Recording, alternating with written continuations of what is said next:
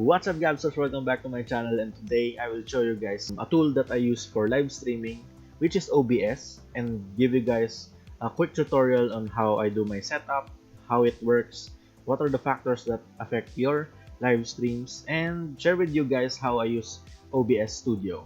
So let's get started.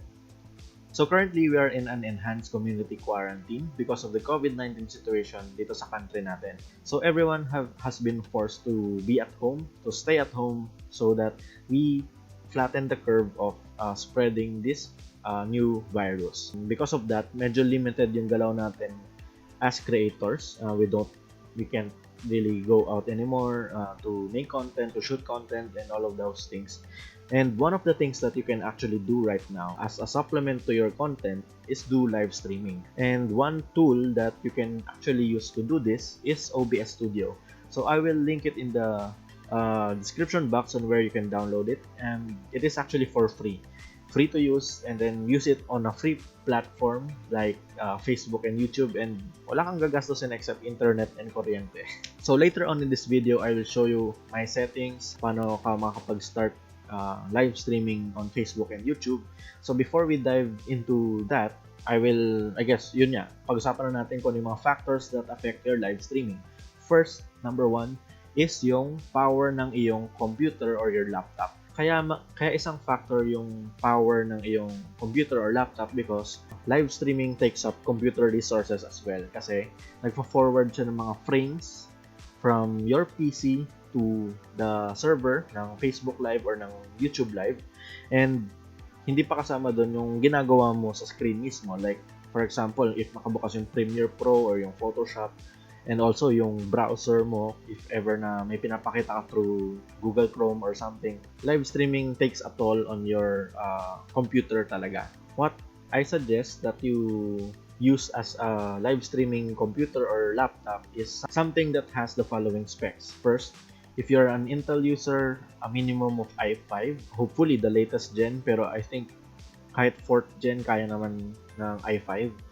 Kapag AMD user ka, Ryzen 5 is the way to go. In terms of memory or RAM, you need 8 gigs minimum, pero ang recommended ko is 16 or more kasi it really takes up resources din. So of course, if you're using Premiere Pro or Photoshop or other photo editing or other types of applications, magpa-pile up kasi yung mga resources na kinakain niya. So baka lang medyo bumagal yung mga processes na yun or yung applications na gagamitin mo while doing the live stream. And then second, of course, ang pinaka nagta-transport ng frames from your computer to the servers of Facebook and YouTube is of course yung internet speed. So ang minimum na recommended ko for live streaming is 12 Mbps. It can be done with lower than that, siguro 5. Pero most like choppy yung magiging live stream mo. This is because yung 5 Mbps na plan mo, for example, on a telco, what you're actually getting is a range. So it's from 0 to 5 Mbps. And then may minimum lang sila, siguro mga 1 Mbps yung minimum for 5 Mbps. I'm not sure, pero that's how the ISPs work, and it's not a solid, pag 5 Mbps plan ka, 5 Mbps yung nakukuha mo all the time. It's not that here in the Philippines. You will have a better success in live streaming or better performance in live streaming if you have a higher internet speed, and also make sure na yung latency mo is mababa din. So this is normally used na internet speed testing. So this is fast.com. You can enter this on your browser and then it will do a test on your speed and show you guys what the speed is. Makikita nyo rin kapag clinic nyo yung more yata or advanced, makikita nyo yung tinatawag na latency. Okay, so latency actually means yung speed in which yung pag-transport from one destination to another. So, kapag mas mababa yung latency na nakikita mo dito, it means mabilis yung pag-transport ng data from your PC to another place. So, aside from the usual internet speed na plan na meron ka, this should be one of the things that you should actually look at if you want to try live streaming. Kapag medyo mataas to, like 200 ms, mabagal na yon. If you're playing Mobile Legends, for example, yung ping sa taas, sa upper right corner, if I'm not mistaken, or sa League of Legends, upper right corner nakikita. Kapag nag-drop yun to 100 nga lang 100 to 120 ms, sobrang sobrang naglalag ka na or may skipping na ng frames na nangyayari. So, you don't want that in your live streaming kasi live yun kumbaga kung naglalag ka bigla or worse, naputol yung connection mo, of course, you will lose your audience that you have during that period. So, as much as possible, I hope you guys have better internet or low latency at least, and at least 10 to 12 Mbps na speed. Ayun, those are two main factors that affect the live streaming capabilities of your PC. Ang next na pag-usapan na natin is actually OBS itself, OBS Studio. So now we're in OBS. This is what you will be mostly using, or what you will be mostly seeing when you're doing a live stream. So pagbukas nyo, right off the bat, ganito yung makikita nyo. So kanina, naka-studio mode kasi ako. I use studio mode kasi I can control first kung ano yung gusto kong ipakita sa viewers using the preview button or preview screen. And then I just use the transition button para mag-change from one, kunwari ito. Pag transition ko siya, papalit lang siya ng screen doon sa program window, which is what OBS is streaming currently. So, at least nakikita mo muna kung ano yung lalabas sa screen before you flash it on the screen on your audience. So, this is a very helpful dashboard. Next na i-discuss natin is actually yung settings. So, what I will show you guys is yung ginagamit ko personally for my live streaming on Facebook and YouTube. So, currently, nandito na tayo sa settings page ng OBS, and sa general tab, wala akong ginagalaw dito. Like, I just leave it as is, default lang, wala kayong gagalawin din dapat dito unless alam niyo yung ginagawa nyo. Pero, for doing live streams on Facebook and YouTube, wala kayong gagalawin talaga dapat dito. So, ang una nyong isa-set dito is not the stream, not the outputs, but the video and audio tab. So, let's first dive in sa video. So, what you will see here is yung base canvas resolution, output scale resolution, downscaled filter, plus yung common FPS values or frame rate basically. Sa base canvas, ito yung size ng current screen mo. Dapat mo siyang iset into the size that what you currently have. For me, ang case kasi ng sa akin is capable ako for 1080p resolution. That's why I choose the base canvas as the 1080p resolution. Yung output scaled resolution, ito naman yung output or yung resolution na ibabato ni OBS from your PC to the servers of YouTube or Facebook when doing live stream. So personally, ang ginagawa ko talaga is na binabato ko sa Facebook or sa YouTube is 1080p. Sa Facebook kasi, ang minimum na quality or resolution na pwede mong i-live stream is 720p. So, regardless if ano yung nasa output resolution mo, i-downscale yon ni Facebook as 720p. Especially if hindi ka pa part ng parang partner program nila. Or hindi pa monetize yung page mo, or if you're just using your personal profile.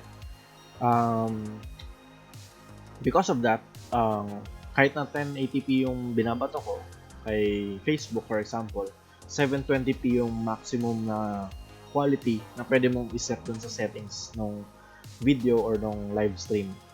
So bakit ako nagbabato ng 1080p regardless? Kasi kapag ka 720p yung binato mo sa kanya, Facebook will still compress that further to the codec na meron sila or parang yung ginagamit nilang compression algorithm. So ang thinking ko as an IT person na rin, kapag ka nagbato ka ng higher quality something, kapag ka kinonpress yun, at least hindi sobrang masisira yung or hindi ma-degrade masyado yung quality na i-output ni Facebook. So that's why I'm still outputting 1080p resolution na frames.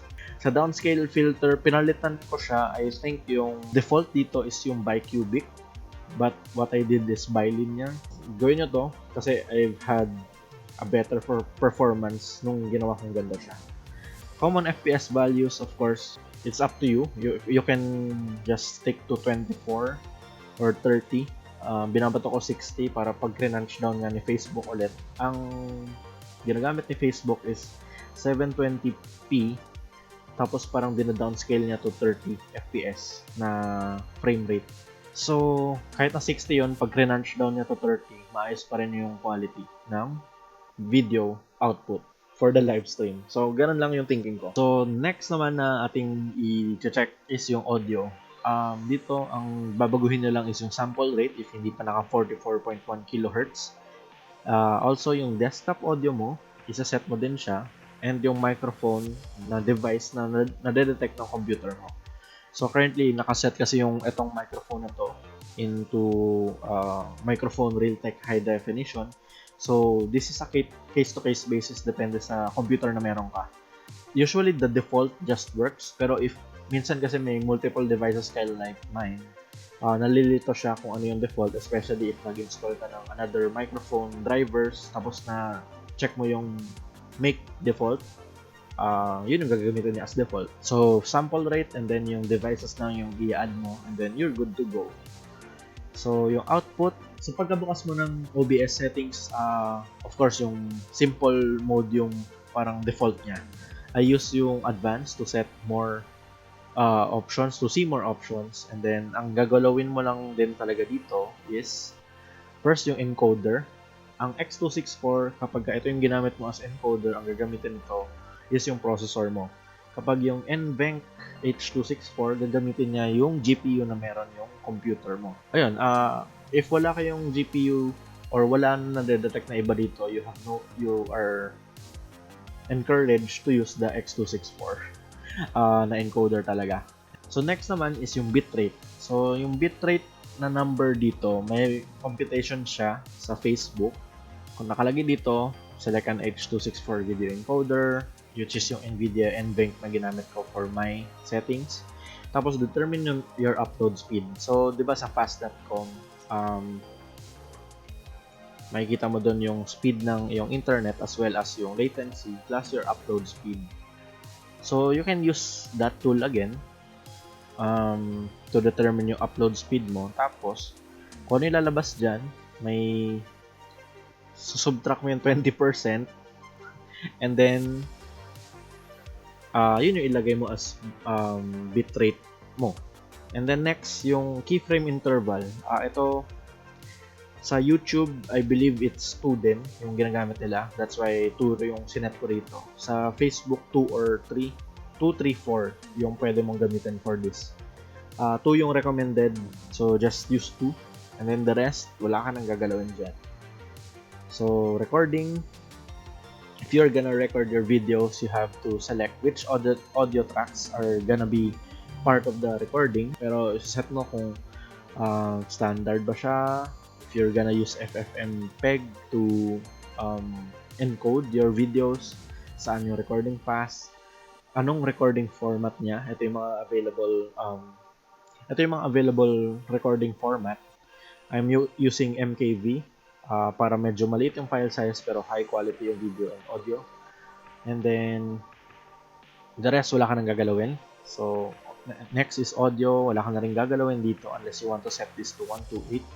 Again, nagko-compress si Facebook kaya 160 pa rin yung ginamit ko. At least high quality yung audio, tapos ika-crunch ng konti. So minimal loss of quality. Replay buffer, wala na akong ginagalaw dyan. So may papakita ko sa inyo para ma-set natin yung settings dun sa dito. Di ba? You want to, so you're gonna be using OBS to live stream on Facebook or YouTube. Actually, may mga preset na settings na si OBS, so you just select dito sa service kung anong service ka mag parang live stream. So let's talk about Facebook first. Sa Facebook Live, and may default naman na siya na settings, you just need to get the stream key. And to get the stream key, what you need to do is log into your page. Assuming na sa Facebook page ka mag live stream, pero You can do this, or you can find this as well in your own Facebook profile. You just click live and then ito yung lalabas actually. Pag nag-go live ka, so mapupunta ka sa Creator Studio dashboard, and then when you choose yung live stream or go live, makikita mo yung itong dashboard na to. What you need here is yung stream key, which is found in the live API part. Kopyahin mo lang to or click copy and then paste dun sa settings. Paste mo dun sa settings tab ng Facebook Live natin. Copy paste, apply, okay, and then you're done. So next na gagawin mo dito is click start streaming. Ayan. So sa Facebook Live mo, mapapansin mo dun sa lower right corner na nagsistream na siya nung video mo. Kung ano yung nakalagay dun sa program side. So hindi ka pa live niyan actually. You need to still press yung go live. Here. Yan. Pag click mo to, magla-live stream yung whatever it is that you're streaming using OBS. So after that, you're now live. So yun lang yung mga settings na kailangan mong baguhin, yung mga factors that you need to take into consideration before live streaming. And basically, once you narrowed or once you've done all of those, nagawa mo na yung mga settings na sinabi ko sa inyo, you're basically now live. So for YouTube, it's a similar thing. Just go to your Creator Studio, select go live, and then may makikita ka din na similar dashboard to this one. And again, you just need to get the stream key, paste that on your stream settings, and then start streaming, go live, and then you're live on YouTube as well. You cannot, I guess, isa sa mga questions na you might be asking, can you live stream on 2 different platforms? The answer is no. If you're using one OBS Studio, isang platform lang yung pwede niyang ma-streaman. If you want to do multiple live stream on multiple platforms, I suggest you visit restream.io or restream.io. So they offer yung multiple platform live streaming. May mga limitations lang siya which you can unlock by subscribing to their service. So it costs a bit of money, pero yung alam ko, kapag magla-live stream ka sa profile and YouTube channel, free. Pero pag Facebook page and YouTube, yun yung may bayan. So it's up to you kung gusto mong i-avail yung service na yun. Maybe you have the budget for it. Of course, I will definitely encourage you to try it out. And yeah, so I hope this video helps you set up your live streams on Facebook and YouTube. If you find this helpful at all, please give this video a thumbs up. And of course, if you want to see more videos like this, consider subscribing using the subscribe button below. I'm actually planning to do another tutorial on using your smartphone as a webcam. Actually, this video is recorded using OBS Studio, and I'm using currently my Huawei Nova 5T as a webcam. And if you want to see how to do that, of course, consider subscribing, and I will definitely post that soon. So hope you guys stay safe in this enhanced community quarantine, and see you guys on the next one. Bye!